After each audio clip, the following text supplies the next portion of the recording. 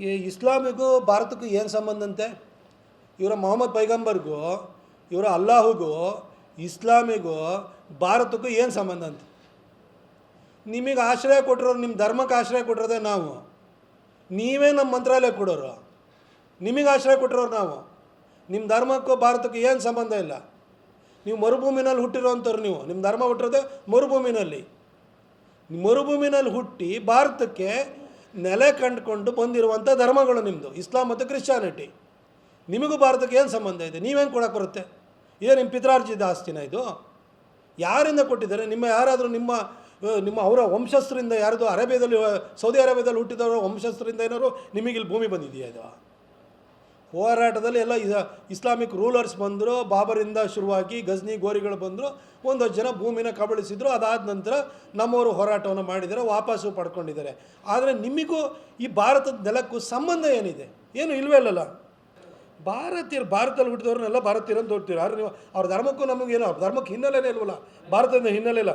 ನೋಡಿ, ನಾನು ನಿಮಗೆ ಎಷ್ಟು ಜಮೀನದ ಅನ್ವರ್ ಮಾಣಿಪಾಡಿ ರಿಪೋರ್ಟ್ ಏನು ಬಂತು, ಆ ರಿಪೋರ್ಟ್ನಲ್ಲಿ ಕಮರುಲ್ಲಾ ಇಸ್ಲಾಮು 8 ಎಕರೆ 34 ಗುಂಟೆನ ಹೊಡೆದಾಕಿದ್ದಾರೆ. ಅದೇ ರೀತಿಯಲ್ಲಿ ಆಗ ಗುಲ್ಬರ್ಗದ MP ಆಗಿದ್ದಂಥ ಇಕ್ಬಾಲ್ ಅಹಮದ್ ಸರಡಗಿ, ಮಲ್ಲಿಕಾರ್ಜುನ್ ಖರ್ಗೆ, CM ಇಬ್ರಾಹಿಮು, ಧರ್ಮಸಿಂಗು ಇವರು ಕೂಡ ಇದರಲ್ಲಿ ಇನ್ವಾಲ್ವ್ ಆಗಿದ್ದಾರೆ. K ರೆಹಮಾನ್ ಖಾನು ಇವರು ಒಟ್ಟು 4 ಎಕರೆ ಭೂಮಿಯನ್ನು ಸಾಂಕಿ ಟ್ಯಾಂಕ್ ಏನಿದೆ, ಸಾಂಕಿ ರೋಡ್ ಇದೆ, ಅದರಲ್ಲಿ ಹೊಡೆದಿದ್ದಾರೆ. ಅದು ವಿಂಡ್ಸರ್ ಮ್ಯಾನರ್ ಹೋಟೆಲ್ ಇದೆಯಲ್ಲ, ಅದನ್ನು 90 ಇಯರ್ಸಿಗೆ ಅಂತ ತೊಗೊಂಡ್ಬಿಟ್ಟು ಅದು ಹೊಡೆದಾಕಿದ್ದಾರೆ. CK ಜಾಫರ್ ಶರೀಫು ಇದು ಬದುಕಿಲ್ಲ. 602 ಎಕರೆ 29 ಗುಂಟೆಯನ್ನು belonging to the Hazrat Manik Shah ದರ್ಗಾ, ಇದು ಬೆಲ್ಲಹಳ್ಳಿ ವಿಲೇಜು, ಕಬ್ಬನ್ಪೇಟೆ, ಇಲ್ಲಿಗೆ ಸೇರಿದ್ದನ್ನು ಹೊಡೆದಾಕಿದ್ದಾರೆ.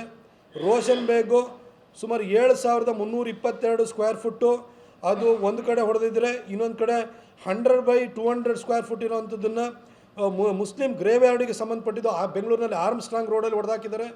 ಹಾಗೆ NA ಹ್ಯಾರಿಸು 239.38 ಎಕರೆ ಜಮೀನನ್ನು ಯಲಹಂಕದಲ್ಲಿ ಇದು ಸುನ್ನಿ ಮುಸಾಫಿರ್ ಖಾನ ಇದಕ್ಕೆ ಮೀಸಲಾಗಿದ್ದನ್ನು ಹೊಡೆದಾಕಿದ್ದಾರೆ. CM ಇಬ್ರಾಹಿಮು ಅವರು ಇನ್ನೊಂದು ಕಡೆ property number 10 on Sardar Patrappa road ಅಂತೇಳಿ ಬೆಂಗಳೂರು, ಅಲ್ಲಿ ಹೊಡೆದಾಕಿದ್ದಾರೆ.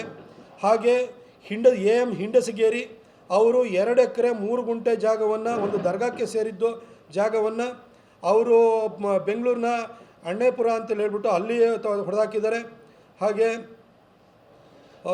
ಇನ್ನೂ ಸುಮಾರು ಜನ, ಗಂಗಾವತಿನಲ್ಲಿ ಒಬ್ಬರು MLA ಇಕ್ಬಾಲ್ ಅನ್ಸಾರಿ ಅಂತ ಇರೋರು ಆಗಿದ್ದವರು, ಅವರು 2 ಎಕರೆ 9 ಗುಂಟೆ ಹೊಡೆದಾಕಿದ್ದಾರೆ. ಈ ಜಮೀನನ್ನು ಬಸವರಾಜ ಬೊಮ್ಮಾಯಿ ಇದು ನಿಮಗೆ ವಫಿಗೆ ಸೇರಿದ್ದು, ಇದನ್ನು ಇದನ್ನು ಉಳಿಸ್ಕೊಳ್ಳಿ ಅಂತ ಹೇಳಿದರು. ಸರ್ಕಾರಿ ಭೂಮಿಗೆ ಕಿತ್ಕೊಳ್ಳಿ, ರೈತರ ಭೂಮಿಗೆ ಹೋಗಿಬಿಟ್ಟು ವಫ್ ಅಂತ ಬೋರ್ಡ್ ಹಾಕ್ಕೊಳ್ಳಿ ಅಂತ ಹೇಳಿರಲಿಲ್ಲ.